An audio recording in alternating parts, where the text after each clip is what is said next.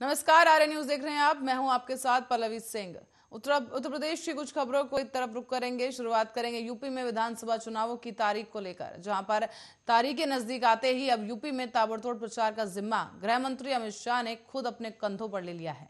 आज उन्होंने उत्तर प्रदेश के अनूप शहर में एक जनसभा को संबोधित किया और इस दौरान उन्होंने दावा करते हुए कहा कि 2022 में 2/3 बहुमत के साथ यूपी में अगले मुख्यमंत्री योगी आदित्यनाथ बनने वाले हैं।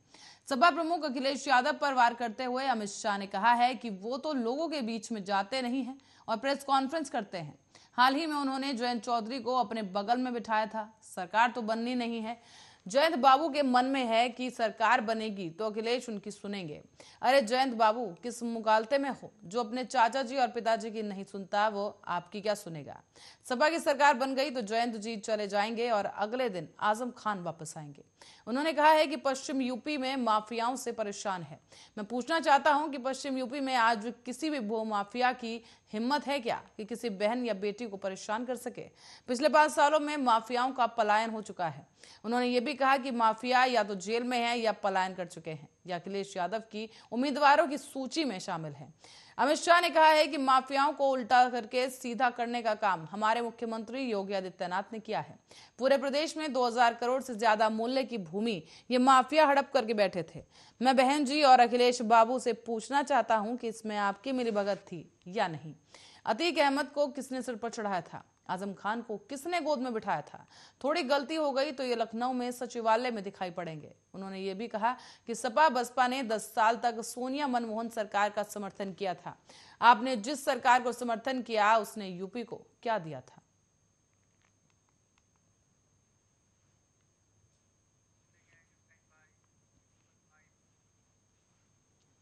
और उत्तर प्रदेश के मुख्यमंत्री योगी आदित्यनाथ ने गुरुवार को अपनी सरकार के कामकाज का रिपोर्ट कार्ड पेश किया है। तो वहीं दूसरी तरफ उन्होंने विपक्षी आम आदमी पार्टी ने योगी सरकार की तरफ से पेश किए गए रिपोर्ट कार्ड पर सवाल खड़े कर दिए हैं। सीएम योगी ने कहा है कि सरकार 5 साल का कार्यकाल पूरा कर रही है। जब 5 साल पहले चुनाव हो रहे थे तब हमने कुछ संकल्प लिए थे। उसी दिशा में पिछले 5 सालों में जो कुछ किया है उसकी रिपोर्ट देने मैं यहाँ आया हूँ। यूपी के सीएम ने कहा है कि 5 में से 3 साल निर्विघ्न रूप से बेहतरी की ओर हम निरंतर बढ़ते रहे, लेकिन आगे के 2 वर्ष कोरोना महामारी हमारे लिए जीवन और जीविका दोनों के लिए चुनौती बनकर आई थी। भारत में इस महामारी से निपटने के लिए जो प्रयास किए गए उसकी पूरे विश्व में सराहना हुई है। आज उसी का परिणाम है कि देश की सबसे बड़ी आबादी वाला राज्य कोविड प्रबंधन में सबसे बेहतरीन काम करता नजर आया। आज 100% आबादी को पहली डोज मिल गई है। 70% से अधिक ने दूसरी डोज ले ली है। सीएम योगी ने आगे ये भी बताया कि 5 साल में भाजपा ने अपने संकल्पों के हिसाब से काम किया है। 2 साल से कोरोना एक चुनौती बनी है और ऐसे में 5 साल पहले जनता से जो वादे किए थे वो सब पूरे किए गए। यूपी में बड़ी आबादी का टीकाकरण हो चुका है। 70 साल में जो काम नहीं हुए वो 5 साल में किए गए। 5 साल के कार्यकाल में मील के पत्थर गड़े हैं। देश में सबसे ज्यादा कोरोना के टेस्ट यूपी में ही हुए हैं। अब कोरोना में उत्तर प्रदेश में 551 से अधिक ऑक्सीजन प्लांट भी स्थापित किए गए।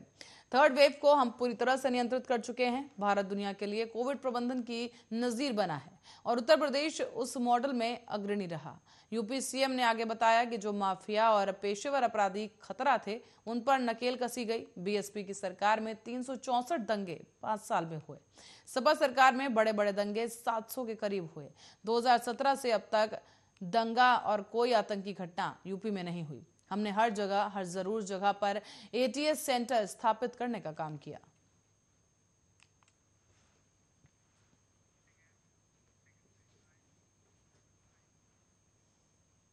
और राजनीतिक पार्टी बनाने वाले किसान नेता गुरनाम सिंह चढ़ूनी ने कहा है कि उनका संगठन उत्तर प्रदेश, उत्तराखंड और पंजाब के चुनाव में बीजेपी के खिलाफ प्रचार करेगा। भारतीय किसान यूनियन की हरियाणा यूनिट के प्रमुख चढ़ूनी ने पिछले साल संयुक्त राष्ट्र पार्टी के नाम से अपनी पार्टी बनाई है।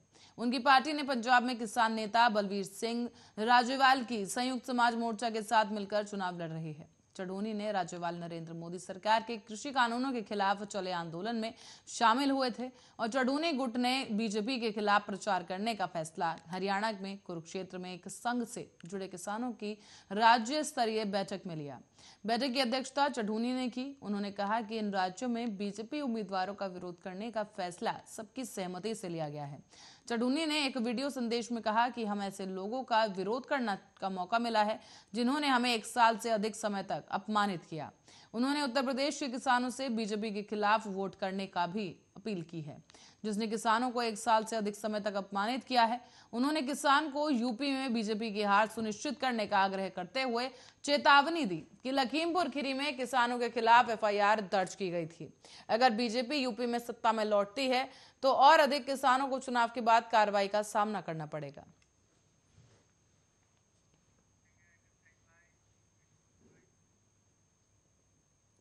और उत्तर प्रदेश चुनाव को लेकर अखिलेश यादव लगातार प्रचार में जुटे हैं। उनके साथ आरएलडी चीफ जयंत चौधरी भी चुनावी प्रचार में नजर आ रहे हैं। और अब एक बार फिर से दोनों नेताओं ने संयुक्त प्रेस कॉन्फ्रेंस की, जिसमें अखिलेश यादव ने एक बार फिर से कहा कि बीजेपी के पास कोई मॉडल नहीं है, वो सिर्फ समाजवादी पार्टी के मॉडल पर ही वाहवाही लूट रही है।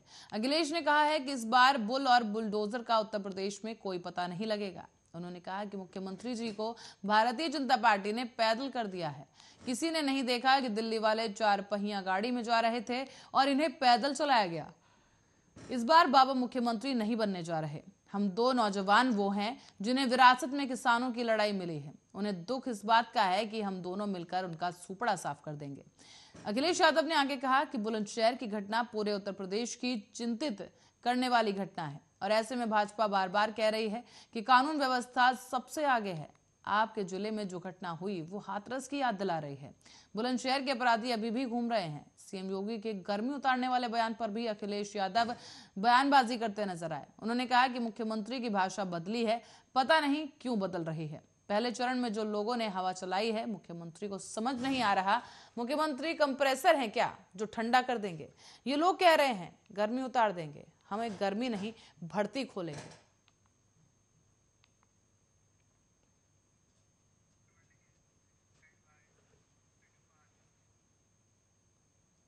नोएडा में भाजपा प्रत्याशी और रक्षा मंत्री राजनाथ सिंह के बेटे पंकज सिंह का प्रचार करने पहुंचे सांसद मनोज तिवारी को विरोध का सामना करना पड़ा है। मनोज तिवारी का विरोध कर रहे लोगों ने न सिर्फ उनके खिलाफ नारेबाजी की, बल्कि उनको जूता तक दिखाया गया। उनके विरोध का एक वीडियो सोशल मीडिया पर तेजी के साथ वायरल हो रहा है। वीडियो सेक्टर 17 की झुग्गियों का बताया जा रहा है। इसमें अखिलेश यादव जिंदाबाद का नारा लगाते हुए लोग उन्हें वापस जाने के लिए कह रहे हैं। इसी बीच एक वोटर पहले नारे लगाता है और फिर जूता दिखाकर विरोध करता है।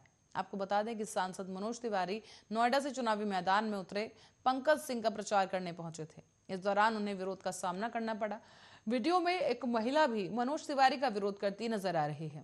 वीडियो में नजर आ रहा है कि मनोज तिवारी के प्रचार के दौरान एक भी महिला अखिलेश यादव का नारा लगाते हुए वहां से चली जाती है। ये वीडियो नोएडा के सेक्टर 17 के स्थित झोपड़ी का है, जहां पर मनोज तिवारी पहुंचे थे और मनोज तिवारी भाजपा प्रत्याशी के लिए डोर टू डोर कैंपेन करने पहुंचे थे। साथ ही आपको बता दें, इसकी शुरुआत शाम को सेक्टर 17 झुग्गी झोपड़ी से हुई थी। यहीं उनका विरोध हो गया और विरोध के बावजूद मनोज तिवारी ने श्रीमक कुंज, सेक्टर 67, सेक्टर 71, सेक्टर 82 में डोर टू डोर कैंपेन चलाकर लोगों से पंकज सिंह को भारी बहुमत से जिताने की अपील की है।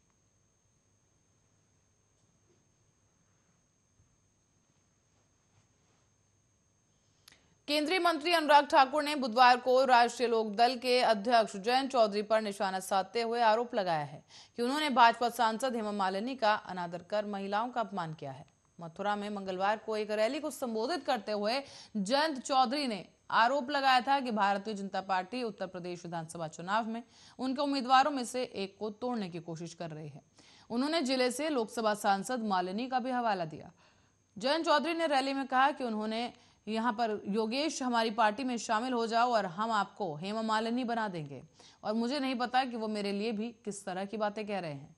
उनसे हमें कोई प्यार या स्नेह नहीं है। मैं कहना चाहता हूं कि आपको क्या मिलेगा मुझे खुश करके। मैं हेमा मालिनी नहीं बनना चाहता। इसी दौरान हेमा मालिनी ने अभी तक रालोद प्रमुख की टिप्पणी का जवाब नहीं दिया है। हालांकि भाजपा नेता अनुराग ठाकुर ने जयंत चौधरी की आलोचना की और कहा कि उन्हें माफी मांगनी चाहिए। ठाकुर ने दरअसल एक ट्वीट किया है और ट्वीट के जरिए उन्होंने जयंत को पर निशाना साधा और लिखा कि जयंत जी, हेमा मालिनी जी देश की एक बेहतरीन राजनेता और अभिनेत्री हैं, भारतीय महिला सशक्तिकरण की प्रतीक हैं। उन पर तंज कस के और कटाक्ष करके आप उन पर अनगिनत महिलाओं का अपमान कर रहे हैं जो अपनी पहचान बनाने के लिए प्रयासरत हैं। अनुराग ठाकुर ने आगे लिखा कि जयंत जी, आपको हेमा मालिनी बनने के लिए बहुत मेहनत करनी पड़ेगी। जनता ने आपको नकार कर हेमा जी को चुना और उनकी काबिलियत पर, उनसे जुड़ाव पर, उनके काम पर उन्हें चुना गया है। जयंत, आपको माफी मांगनी चाहिए।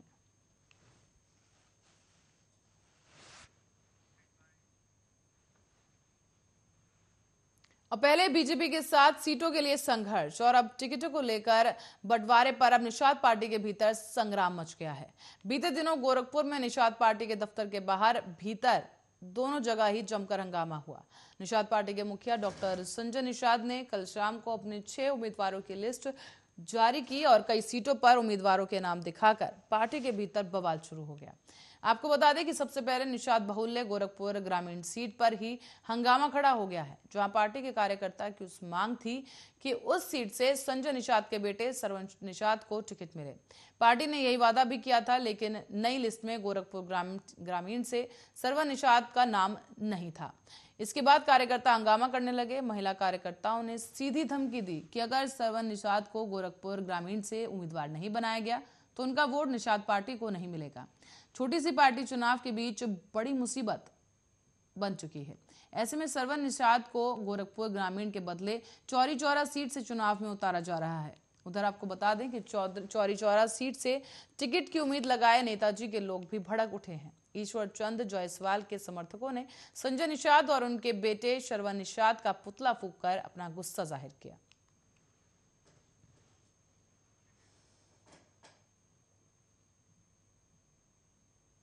और यूपी विधानसभा चुनाव को लेकर इन दिनों नामांकन का दौर जारी है। उप मुख्यमंत्री केशव प्रसाद मौर्य गुरुवार को नामांकन पत्र उन्होंने दाखिल किया है। साथ ही उन्होंने बीजेपी के कौशाम्बी से सिराथू से उन्हें उम्मीदवार बनाया गया। सिराथू मौर्य का जन्म स्थान भी है और मौर्य के नामांकन पत्र दाखिल करते समय बीजेपी अध्यक्ष जेपी नड्डा भी वहां मौजूद रहे। नामांकन दाखिल करने से पहले मौर्य ने कहा है कि वो सिराथू का बेटा है, सिराथू मेरा है, कोई भी चुनाव लड़े उससे मुझे कोई फर्क नहीं पड़ता। उप मुख्यमंत्री केशव प्रसाद मौर्य के नामांकन के समय बीजेपी के कई वरिष्ठ नेता भी उस दौरान वहां मौजूद रहे। साथ ही पार्टी के राष्ट्रीय अध्यक्ष जेपी नड्डा, केंद्रीय मंत्री और बीजेपी के उत्तर प्रदेश चुनाव प्रभारी धर्मेंद्र प्रधान, अपना दल की प्रमुख अनुप्रिया पटेल मौजूद रही। सिराथू से केशव प्रसाद मौर्य के चुनाव लड़ने की वजह से वो उत्तर प्रदेश की वीआईपी सीट हो गई है और सबकी नजरें अब इसी सीट पर टिकी हुई हैं। अखिलेश और शिवपाल के सामने कांग्रेस ने उम्मीदवार नहीं उतारा है, जबकि आपको बता दें कि सपा, बसपा और कांग्रेस ये सब एक हैं, इसीलिए प्रत्याशी नहीं उतारा गया। इस बारे में आपको बताते चलें, केशव प्रसाद मौर्य ने कहा कि इस बार के चुनाव में किसी के पास कोई मुद्दा नहीं है, सब बिना मुद्दों के बात कर रहे हैं। सिर्फ बीजेपी है जो विकास, बिजली, पानी और सड़क जैसे मुद्दों पर चुनाव लड़ रही है।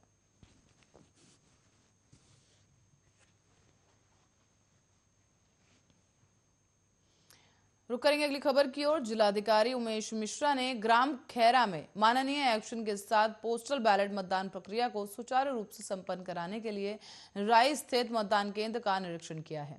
डीएम उमेश मिश्रा ने कहा है कि किसी भी कार्मिक, विशेष रूप से मतदान कार्मिकों को किसी भी प्रकार की कोई असुविधा नहीं होनी चाहिए। डीएम उमेश मिश्रा ने ये निर्देश दिए कि आगामी विधानसभा निर्वाचन 2022 को निर्बाध और निष्पक्ष रूप से और सुचारू रूप से संपन्न कराने में योगदान करने वाले किसी भी कार्मिक, विशेष रूप से मतदान कार्मिकों को किसी प्रकार की कोई असुविधा नहीं होनी चाहिए। उन्होंने जिला पंचायत राज अधिकारी और जिला पूर्ति अधिकारी को निर्देश दिए कि पोलिंग पार्टियों के प्रवास स्थान पर आवश्यक सुविधाएं पूर्व में ही तैयार की जाएं और मतदान कार्मिकों को उपलब्ध कराई जाने वाली धनराशि से खान पान की मीनू के आधार पर समुचित व्यवस्था की जाए ताकि उनको समयपूर्वक भोजन जैसी चीजें प्राप्त हो सके। साथ ही उन्होंने आगे बताया कि इस बार 3 स्थानों पर आईटीआई, वर्धमान कॉलेज और आरजेपी इंटर कॉलेज से मतदान कार्मिकों की रवानगी की जाएगी। उन्होंने निर्देश दिए कि वाहनों को निर्धारित स्थान पर सुव्यवस्थित रूप से खड़ा करें और पार्टी पूरी होने के पश्चात तत्काल उन्हें पोलिंग स्टेशन के लिए रवाना किया जाए।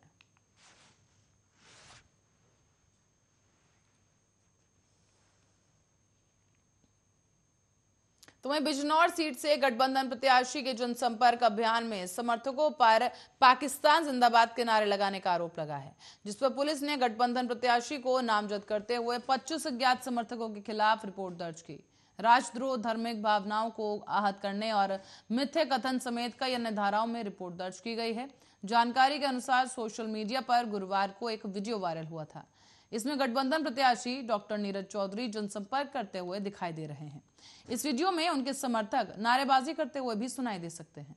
तो वहीं गठबंधन प्रत्याशी की मौजूदगी में ही कुछ समर्थकों ने पाकिस्तान जिंदाबाद के नारे लगाने का आरोप है।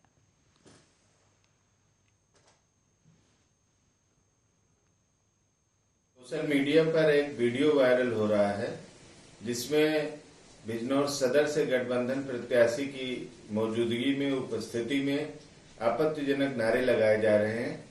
इसका संज्ञान लेते हुए तत्काल कोतवाली नगर बिजनौर में सुसंगत धाराओं में अभियोग पंजीकृत करा दिया गया है। अन्य विधिक कार्यवाही प्रचलित। सोशल मीडिया पर एक वीडियो वायरल हो रहा है जिसमें